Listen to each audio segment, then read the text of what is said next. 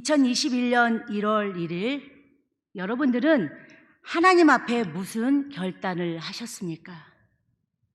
한 해를 돌아보면서 하나님 앞에 드렸던 그 결단이 이루어졌습니까? 아니면 지금도 진행 중이십니까? 오늘 찬양 예배는 교회 학교 수료식이 있습니다.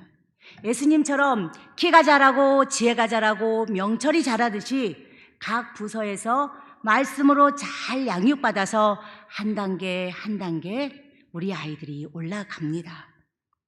다음 세대를 위해서 많은 관심과 기도를 부탁드리겠습니다. 이렇듯 지금도 진행 중인 것이 있습니다.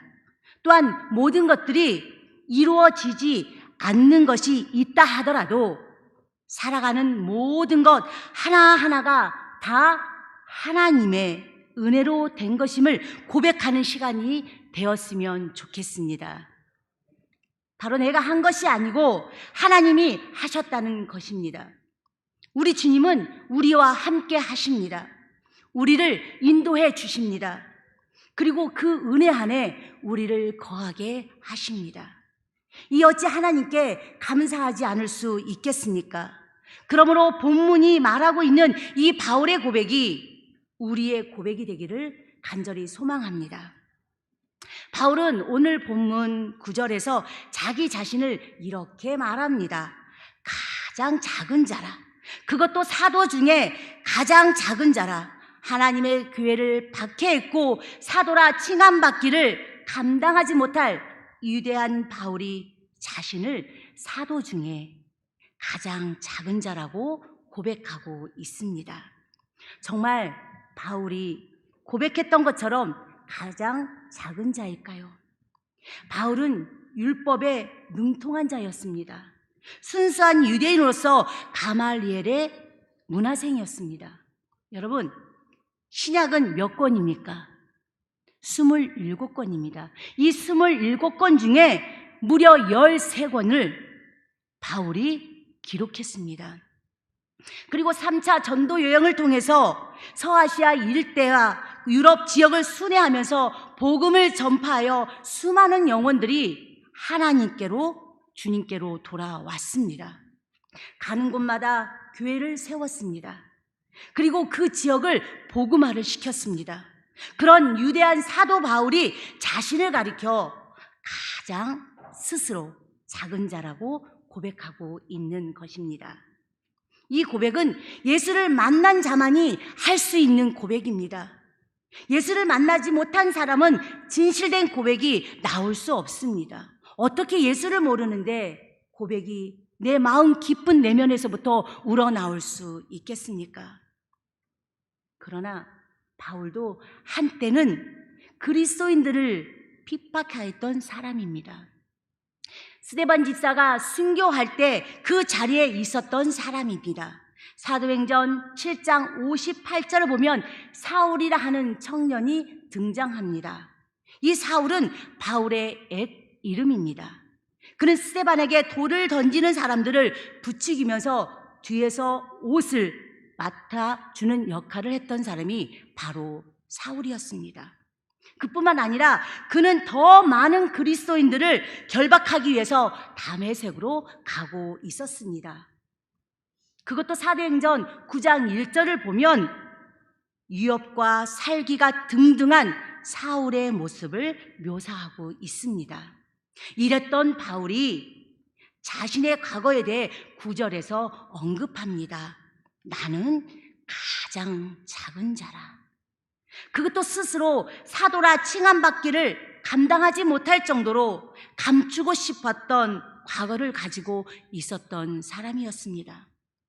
그러니 여러 교회들로부터 바울이 사도냐 아니냐에 대한 논쟁이 일어날 수밖에 없었습니다. 하지만 바울은 하나님의 은혜로 부름을 받았습니다.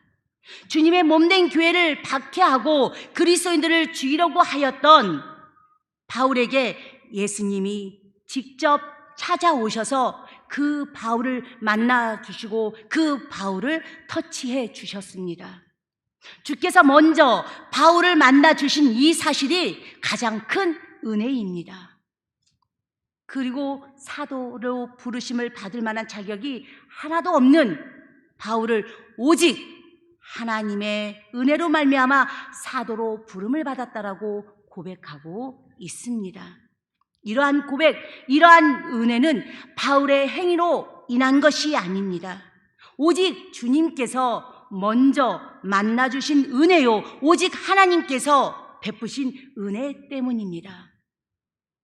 우리에게도 바울이 받은 동일한 은혜가 임하시기를 간절히 축원합니다.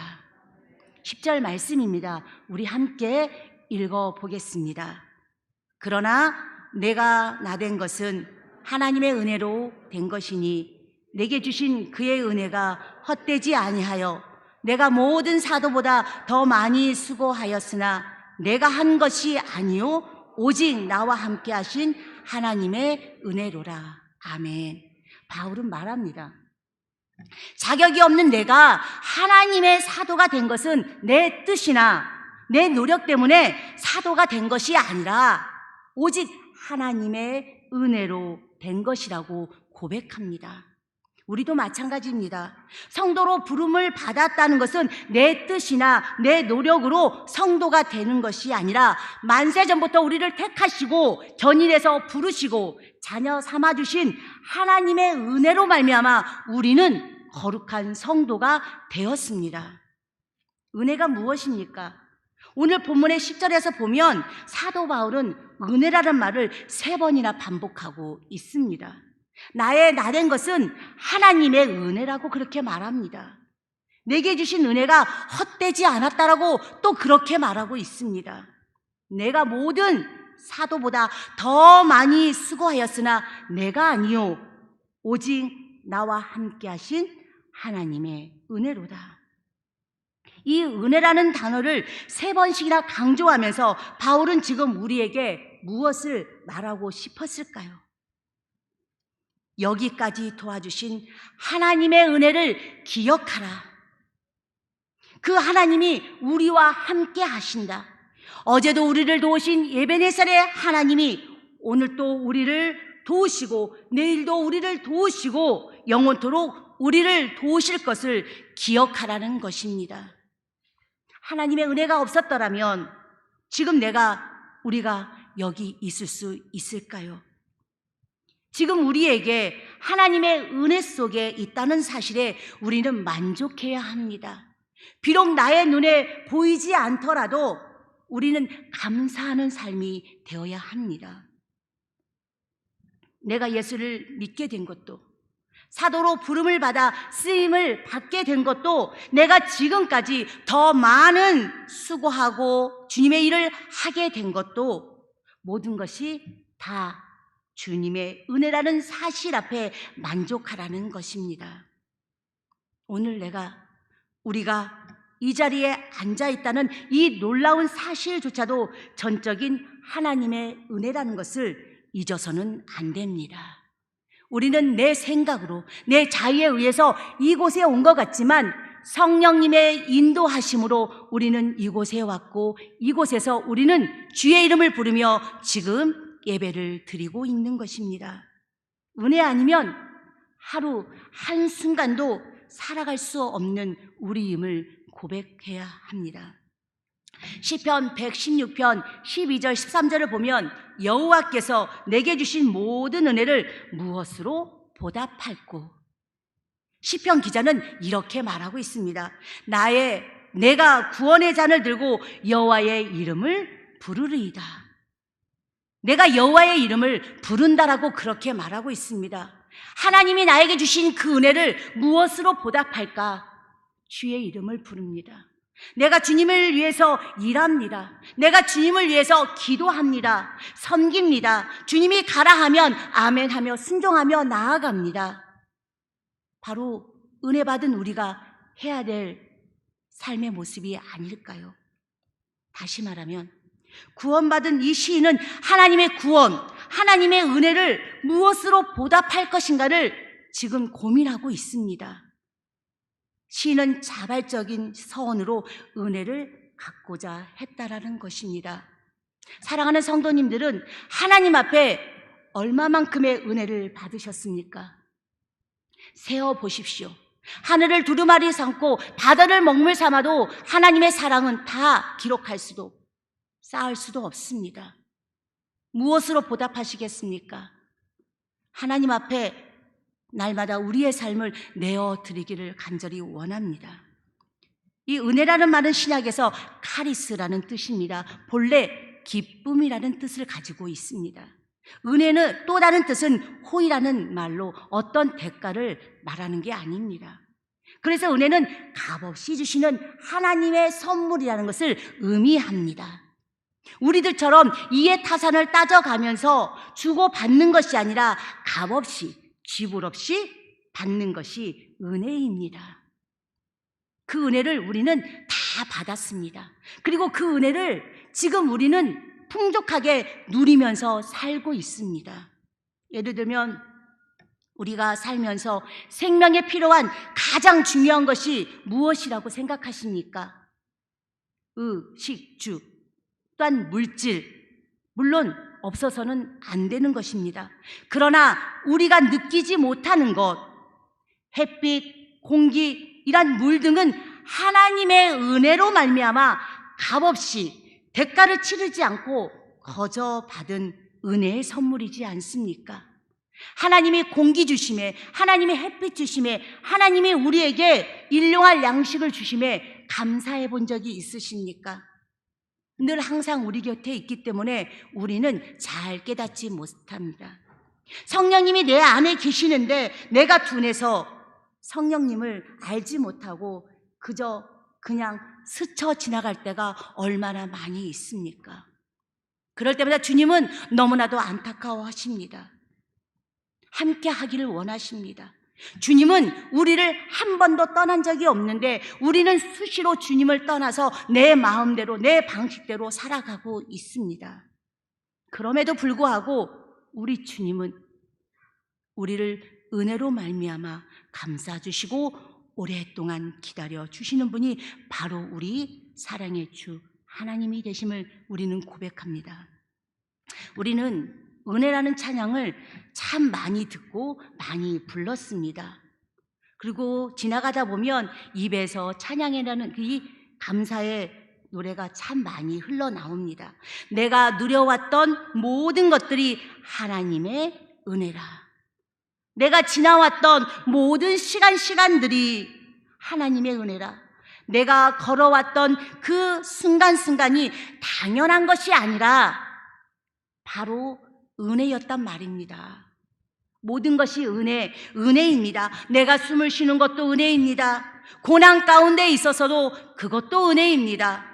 지금 이 시간 예배를 드릴 수 있는 것도 은혜입니다. 무엇보다 주님의 이름을 부를 수 있다는 것이 은혜가 아니고 무엇이 은혜겠습니까?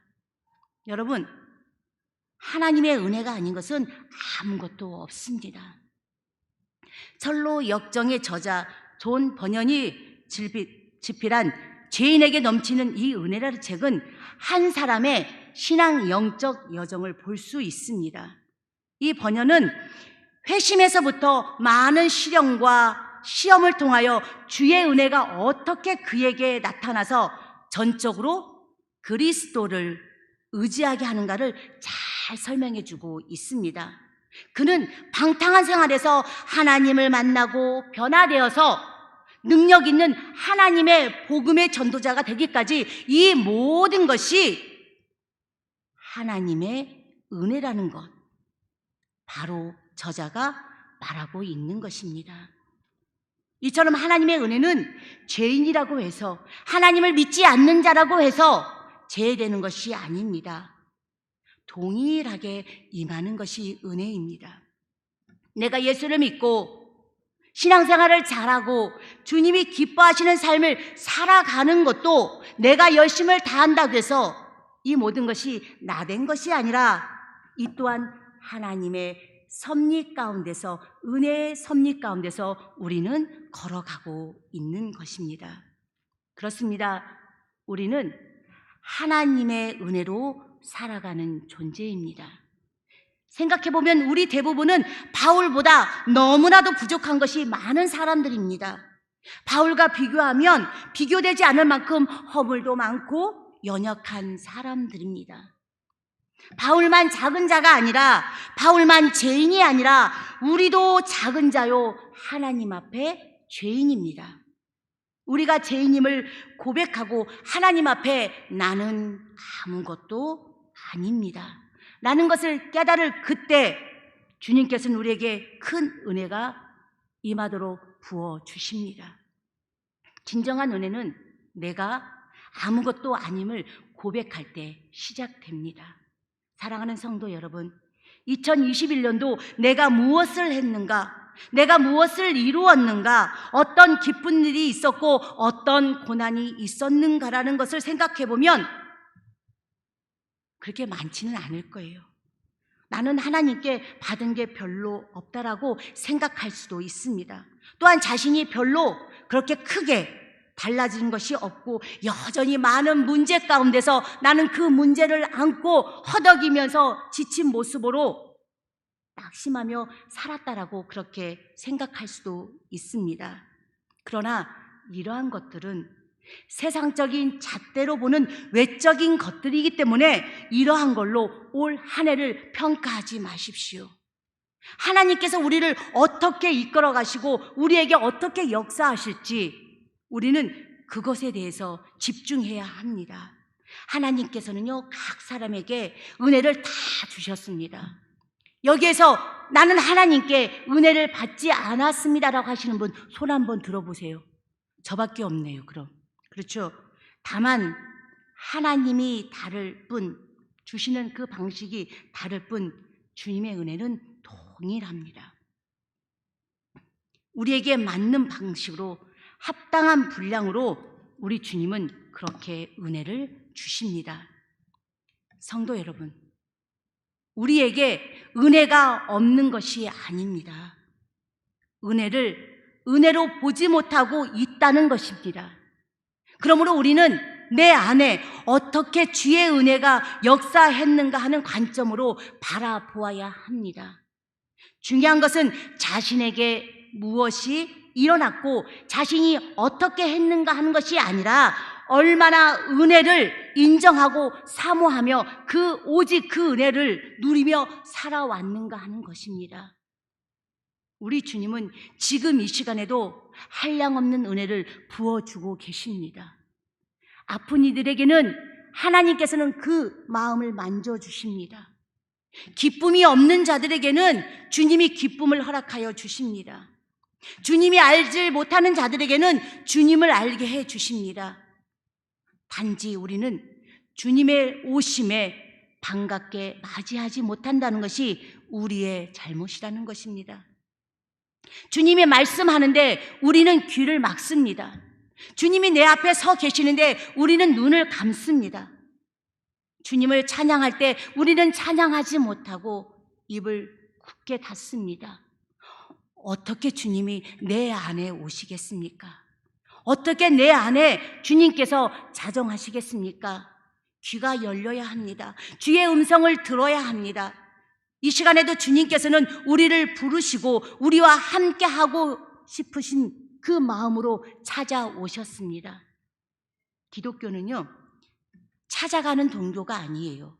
주님께서 우리가 말씀을 보면요, 주님은 걸어서 찾아오셨습니다.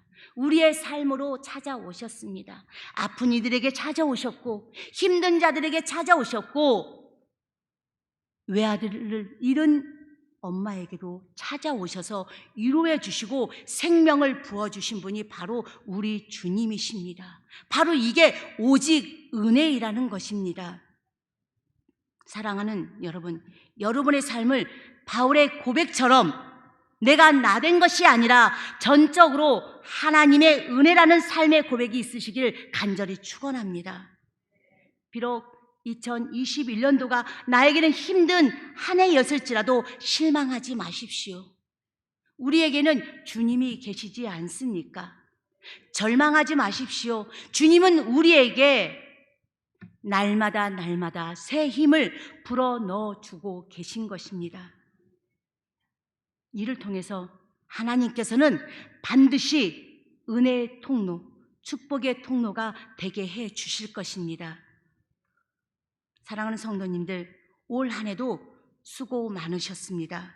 우리 이 시간 이렇게 인사 한번 해보겠습니다. 자신을 위해서, 그리고 옆 사람을 위해서 힘차게 박수 치면서 수고하셨습니다. 이렇게 인사 한번 해보시겠습니다. 수고하셨습니다. 네, 수고하셨습니다. 그렇습니다. 오직 은혜 아니면 우리는 살아갈 수 없습니다. 힘내십시오. 주 안에서 파이팅입니다.